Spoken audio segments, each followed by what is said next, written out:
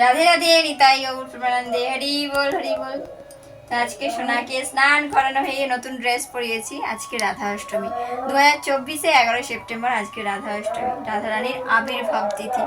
তো আপনাদের সবাইকে রাধারানীর এই জন্মদিনে বা আবির্ভাব তিথিতে শুভেচ্ছা জানাচ্ছি। আশা করি সকলেই এই ব্রত পালন করছে। তো রাধারানীর আবির্ভাব কিভাবে হয়েছিল সেটা আমরা আজকে জানবো। এর আগে বলা হয়েছে, যে ভিডিওতে দেওয়া হয়েছে, রাধারানী কে ছিল। তো রাধারানী হলেন ভগবান শ্রীকৃষ্ণেরই লাদিনী শক্তি।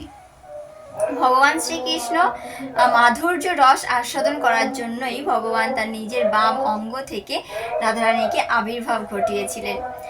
তো সেই রাধারানী যখন এই গোলক বৃন্দাবনে তিনি আবির্ভাব ঘটিয়েছিলেন, এই ভাদ্র মাসে শুক্লপক্ষের অষ্টমী তিথিতে তিনি আবির্ভাব ঘটেছিলেন বিশ্বভানু রাজা কীর্তিদা সুন্দরীর ঘরে তিনি আবির্ভাব হয়েছিলেন। এখানে এসে ভগবানের সঙ্গে লীলাবিলাস করার জন্যই তিনি আবির্ভাব ঘটেছিলেন। তো আসুন আমরা সকলে মিলে এই রাধারানীর আবির্ভাব তিথি পালন করি। রাধে রাধে, নিতাই গৌর হরি বল। আমাদের সোনাকে কেমন লাগছে অবশ্যই জানাবেন। এটা হলো নতুন ড্রেস পরেছে সোনা, আজকে এটা ফুলের মালা বানিয়ে দিয়েছি। নতুন ড্রেস পরে আমাদের সোনাকে কেমন লাগছে অবশ্যই কমেন্ট করে জানাবেন।